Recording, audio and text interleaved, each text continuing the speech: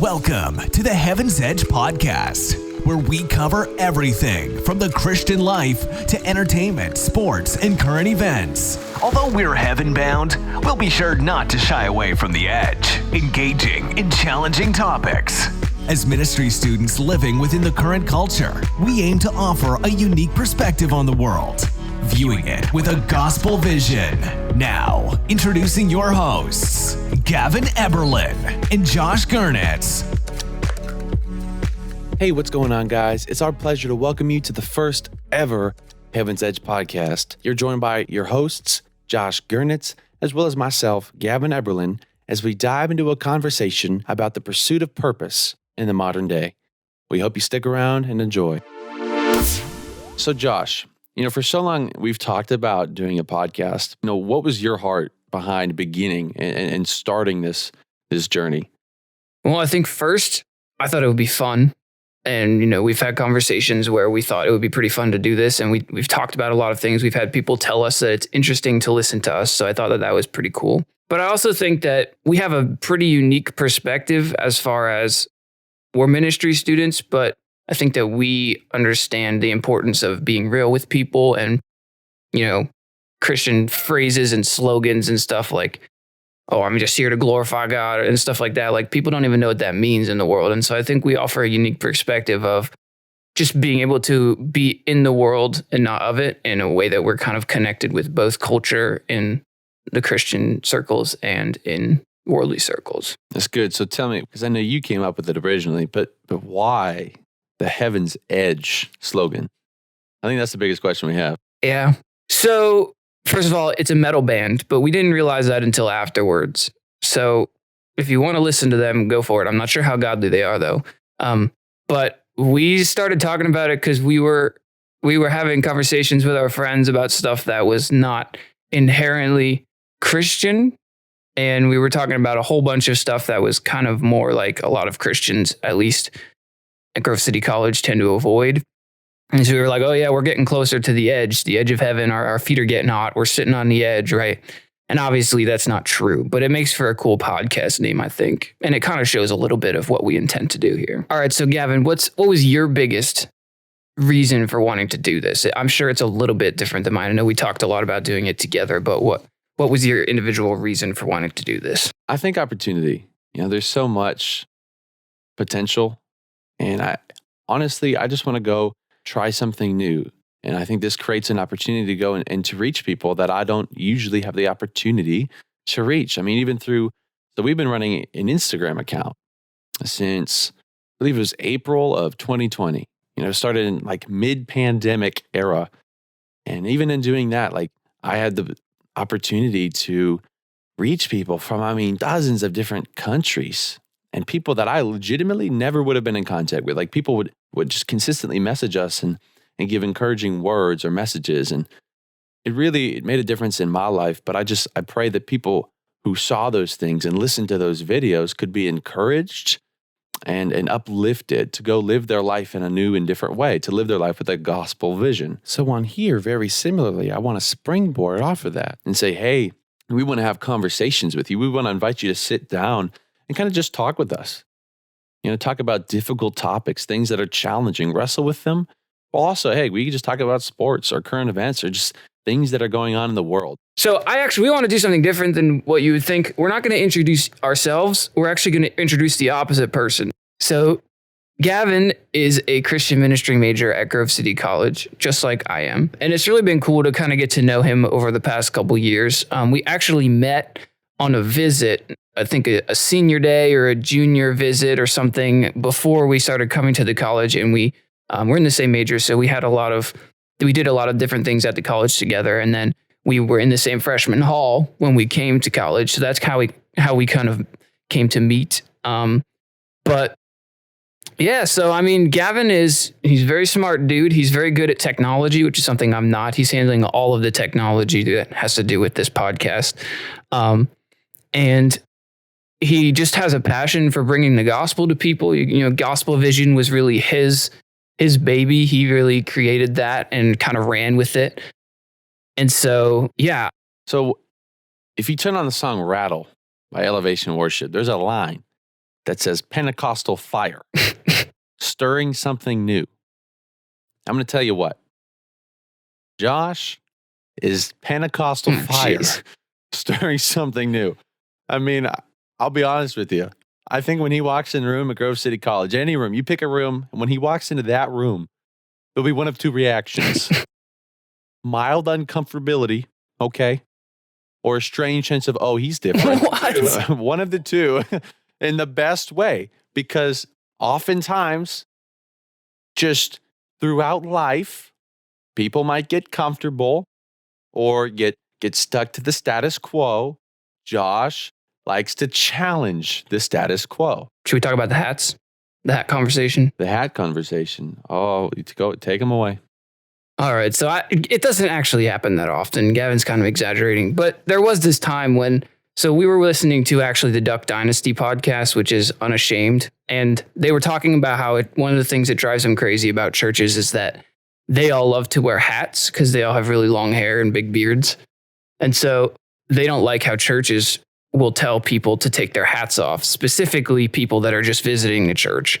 And I thought, this is great. Like, there's really no reason. I mean, as far as scholars can tell, the reason for men wearing things on their head in the New Testament and why Paul commands it is all cultural. So as for me, it's like, well, why should I have to take my hat off in church? And I will. Like, it's not like I won't if someone tells me to take my hat off in church. But we were eating breakfast with some of our friends who are in more of the hyper conservative Christian, not beliefs, but like over the top. Like, you have to wear long pants in church all the time. You got to wear button ups, and you can't wear a hat or God forbid. But I basically started telling them that you can wear hats in church, and that if someone were to tell me to take my hat off in church, I would listen, but I don't think it's scriptural. And then we started talking about tradition, and I said, tradition doesn't have any meaning unless it points to Jesus, and I don't think taking your hat off in church necessarily points to Jesus. Actually, I think if you're going to enforce something, it should be take your shoes off in church because you're on holy ground. I think that actually has more scriptural basis. I'm not sure that I could ever do that. I wouldn't do it. I'd feel actually that's not true. I've preached without shoes on before. That is. Well, I wore flip flops in the summertime. And I feel like this is just a far-reaching. I don't know. I don't even think I could wear flip flops. Really? Yeah, there's no way. I wear flip flops to church in the summer all the time. I don't feel comfortable with that. Like, I like to be able to move quickly in a consistent way. Yeah. I don't know. I just really don't like that. I'm gonna be honest with you. I don't think I could rock that look. I see, like the leather sandals look like, like the Jesus strap. Yeah, I see so many people wearing shoes like that. I just wear slides, like Nike slides. Yeah. Oh yeah, those are cool. But like the dad leather sandals from 2006 that those? And they get kind of worn down, and you only saw them in that era. But now I don't know where they are. I don't know where they went. Those, never. I've seen people preaching those. Not a thing. Not the move. So the reason that you wouldn't want to wear flip-flops is because they don't really serve a specific purpose. You're making me cringe. We'll cut this out. So what we wanted to really introduce today is, I think, really the important thing when you're starting anything. If I were to start a youth group or a Bible study, this is the first thing that I would really talk about. And I think that it actually kind of gets glossed over because it just becomes assumed of people. But what we really wanted to talk about was purpose in this first thing. Now, we already shared a little bit of purpose as to why we're doing this podcast. But we just want to kind of to look at biblical purpose and what it means for us, how we're supposed to live in it. What is the purpose of humanity, of me, of you, of, all of this. So we just kind of wanted to take this first one and look at, first of all, the purpose of why we're doing this, which we've already talked about, and then purpose in scriptures. Yeah, so we want to start in the broader, and then we want to go narrow. So we're going to look at creation first, and then talk about humanity's purpose, and then the individual. Because I know so many people, like even me, for so long, I questioned what in the world is my purpose. That was a question that ran through my head daily for multiple years. I literally had no idea why I was here. But I think these things build on each other so perfectly. It's almost like it was intentional. It genuinely, it shook me. As soon as I understood my purpose, I was given direction. something that I felt like I never had. Like the questions were coming, oh, what do you want to do? Where do you want to go to school? What is your life going to look like at 18? Choose the entirety of your life. Tell me right now. I mean, I feel like that's the summation of high school, but I'm not going to get into that, But as soon as I understood these things, life became easier. Sure, there was still pain, there was still struggle and a lot of difficulty, but there was direction and there was purpose, there was placement, and I had a passion, and I was able to really clearly see, what I was called to do. So Josh, could you explain a little bit just about that first tier, like why this place? Yeah. Well, so the reason that there is purpose is because there's design. And, I think it's very cool that we look at creation and we call it intelligent design. And what's so great about that is that design means there has to be purpose, because if there's a design, there's a reason it's designed that way. So I think we can look at Psalm 139:13, which says, "For you formed my inward parts, you knitted me together in my mother's womb." And what's so cool about this is it's not just, so you created me together in my mother's womb. It's not just, oh, you put me together. It's you knit me together, which I think is what makes it so cool and intentional. Because you think of knitting, right? You think of an old grandma in the corner with like her scarf or whatever. She's putting everything together, knitting everything together. And it's very intentional. Usually they'll start with what they want the end to look like when they're knitting, when they're putting this thing together. And so I think this points right back to, it's not just creation, it's creation with design, which means there has to be a purpose or else it wouldn't have been designed. Because God doesn't waste his time. God does everything for a reason. But I think it's also easy for us to not question what our purpose is, why we're alive, because I think it's so easy to get distracted in our culture specifically. Like, I mean, you look at why in every single culture there's a God or there's a religion. And I think it's because they didn't have the technology to distract them. So they were left thinking, why am I on this planet? And you're just walking through day-to-day life. I mean, heck, you look at the stars, you look at the earth. I mean, the heavens declare the glory of God. But like, it was so simple because you didn't have to stare at a screen all day. Oh my goodness. I mean, now it's like, everywhere I look, I mean, I got 10 screens with 10 different advertisements all saying, hey, click me, click me, click me. And I'm like, dear goodness, I have no time to do anything else. And you don't have time to question, why am I here? Yeah, literally. I think life goes so fast looking at a screen, you don't even get a second to question literally why you're here. Like there's no option or chance or availability to do that. I mean, it is just so polluted nowadays. Like, oh my goodness. And I'm speaking, I mean, we're not even out of college. I'm saying nowadays, like I lived, 100 years. No, but it's just so bad. I mean, even in the time that I've grown up, I mean, it's just gotten insane. And I think it boils down to the next reality is that we're created for a purpose. I mean, creation is design, but we are made from the designer. We get to have purpose on this earth. We're called and we're knit, as you mentioned, but we're also image bearers of the living God. We're called, like in Genesis, I mean, you look, there's a creation mandate, and be fruitful and multiply. Like, I think it's so powerful. Like, we've forgotten that we're actually, every singular person is individually made in such a way that we all have different callings. We're created on purpose for a purpose. Customized, baby. Come on, we all want custom things. I mean, that's our life. You got to seize that opportunity, I think. It's so easy to just step over. Like, if I could just invest my whole life in different bits of technology, and I would miss out on the whole purpose that God has made me for. Like, it's so easy to get distracted. Yeah. Not that technology is bad. I mean, obviously we're using technology right now and it can be used for very good things. I just think it's just one of the things that our culture has that makes us okay with not even questioning why the heck we're here. That's so good. So Josh, tell me a little bit, like, why do you think we're here? Well, I think there's two different things when it comes to purpose, two different ways to split it up. I think there's an overarching purpose. So like, what is the purpose of humanity? And then I think there's an individual purpose. What is my purpose? What's your purpose? What's anyone's purpose? So this is a question that I think we need to ask a little bit more as well, is why was humanity created? Like, we talked about God's design. We talked about him, knitting us together. But why? Like, and it's not because God was lonely. I've heard that. If God was lonely, then he's dependent on something else for joy. And God is perfect. He is whole, and we can't grasp perfection in the way that he is. And so he was not lonely. However, 1 John 4:8 says that God is love. And every time that there's a love, it needs someone to love. And so obviously the Trinity, God, how all that works is kind of above me anyway, but he has love in himself, and he's able to love himself.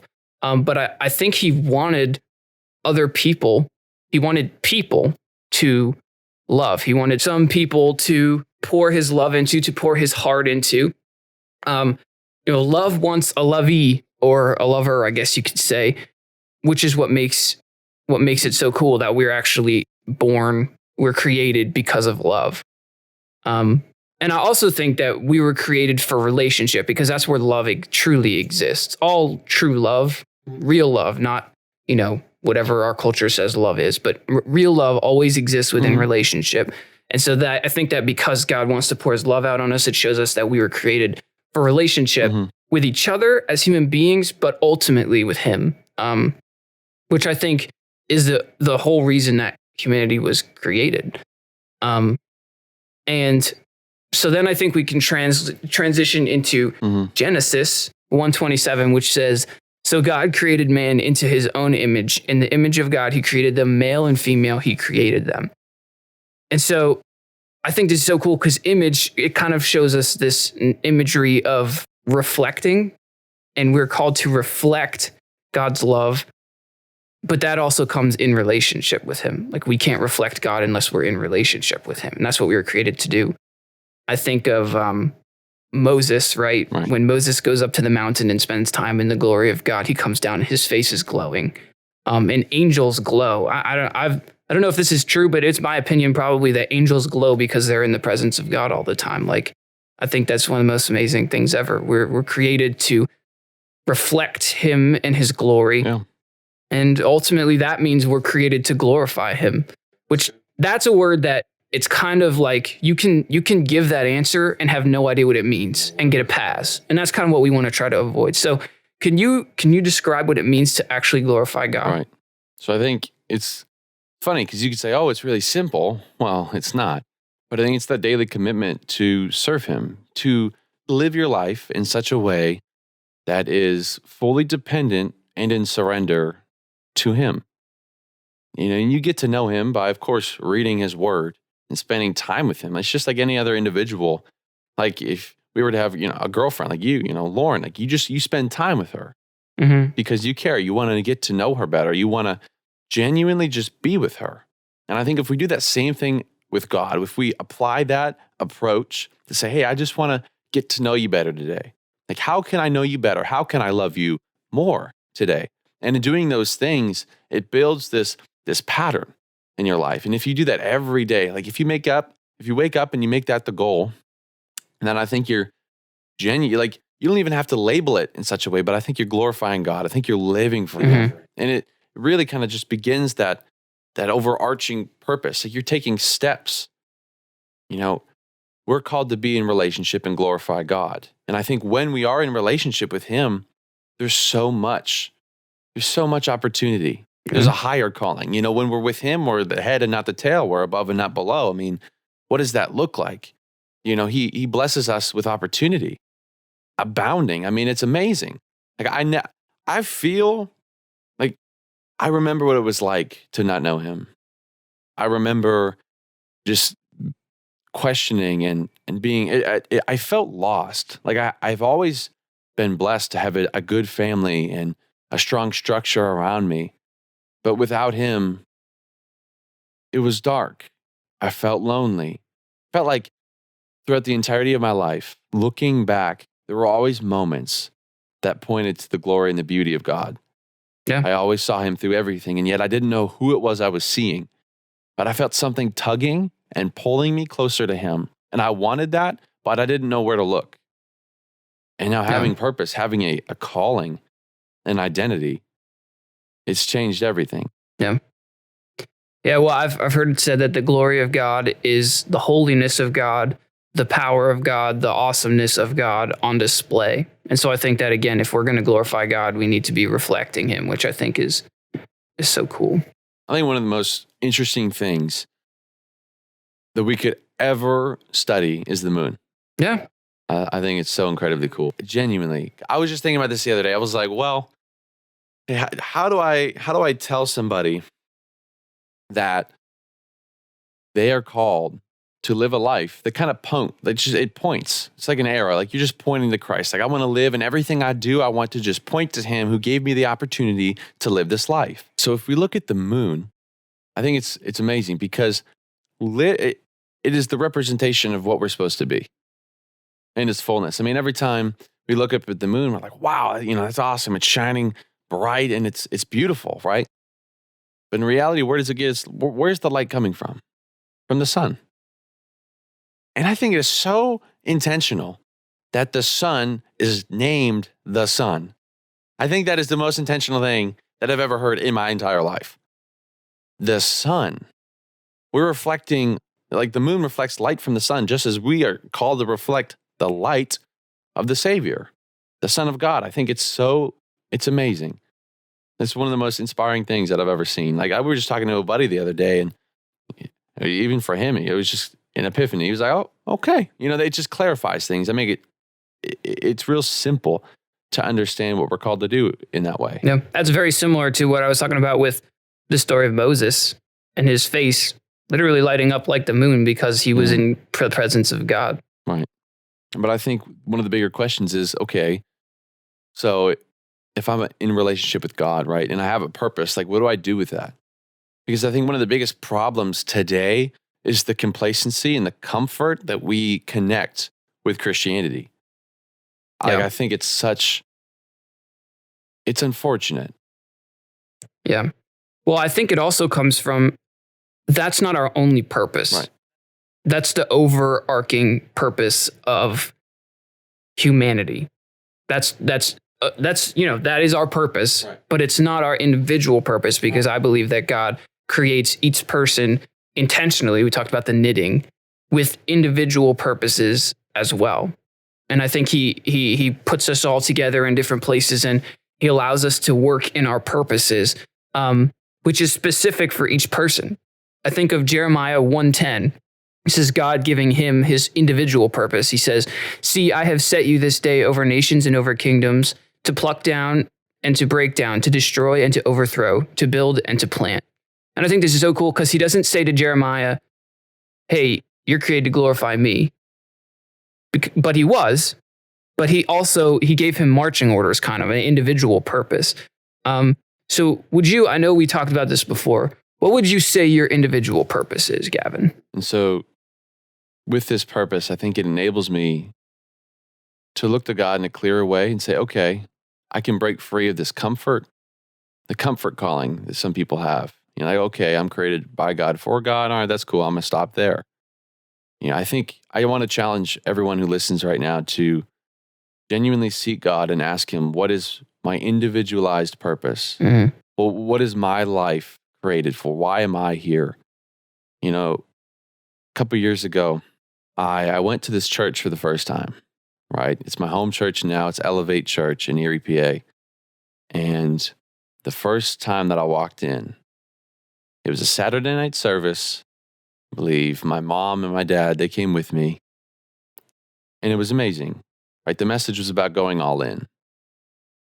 But after the message was over, they were offering opportunities to be baptized. There was a couple tubs up front, and they offer like, hey, here's changes of clothes and towels and that sort of thing. But when the service was over, I'm going to be honest with you, I've never felt anything like it in my entire life. I had that feeling, like literally I got up and the entirety of my being, it felt weird. Like my body was tingling. I walked to the back and I was like, I don't know what this is, but I got to go with it. And it just said, go to the front, go. So I said, okay. So I walk along the outside walls, just kind of waiting in anticipation, because I know that, other people are being baptized. And it was in this moment, I was like, oh my goodness, like there's just this overwhelming feeling. And so I got up into the tub, right? I step in the water and, the pastor, they give you the opportunity to say like, who is your Lord and Savior? And in the microphone, you declare like, Jesus is my Lord and he's my Savior. And in that moment that he dunked me under the water, I heard a voice and it said, this is what I want you to do. It was a voice, a purpose, and a passion. And I want you to go and I want you to speak my truth. I want you to go connect with people. I want you to reach the lost. And sure, I think that's a broad calling, but also it's very individualized. Like in everything that I do, I want to reach people. Yeah. That's what I'm called to do. I want to connect with everyone. There's not one person that I want to put outside of the circle. No, I want to bring everyone in because everyone, like so many people will just cross people off and say, oh, you're not worthy of love. No. You are. To me, I don't care what you do to me. I'm still going to love you because that's what I'm called to do. It's hard. Yeah. It's not easy. I'm not perfect at it. But in that, I want to reach everyone because I remember that voice every time, every day. I remember that voice and I'll never forget it for the entirety of my life. And I think throughout our days, we got to carry our purposes. We got to remember and proclaim the promises. Yeah, I agree. I would say my purpose has come a little bit differently. It's actually been a very recent sort of discovery. So I've been a Christian, I guess you could say, different than Gavin. I was raised in a Christian home. My dad's a pastor. And so I would say I accepted Christ when I was a little kid, I'd say I really started living for him and kind of investing in my faith when I was probably around 13 or 14. But this whole thing really stems out of a conversation that I was having with my youth pastor at my home church over Christmas break this past Christmas. And we really were looking at purpose and just kind of asking, what is my purpose? So I feel called to youth ministry. However, I don't think that's as deep as what purpose is, because I think purpose is permanent and calling can change. And so I was just praying over all this stuff. God, what is my purpose? And through it, he kind of has revealed it to me using different scriptures, using different circumstances. And the coolest thing is that when it finally clicked and it was like, this is my purpose, it was like, I've known this all along, just without knowing it. Like I can look back and see it in so many different things. But I would say that my purpose is to bring change, and specifically to facilitate the change that God has in places that I go. And so I think there's a couple different ways that that's going to happen. I think it's going to happen specifically change in people's hearts. So people getting saved, change in people's minds, breaking free from addictions and just attachments and stuff that are not healthy and not godly. Bringing change in churches, the way things are done. We talked about before how sometimes I make people a little bit uncomfortable. I think you were exaggerating greatly with that. But I do feel that that's something that I have a passion for, is making sure that things don't get stale, I guess you could say.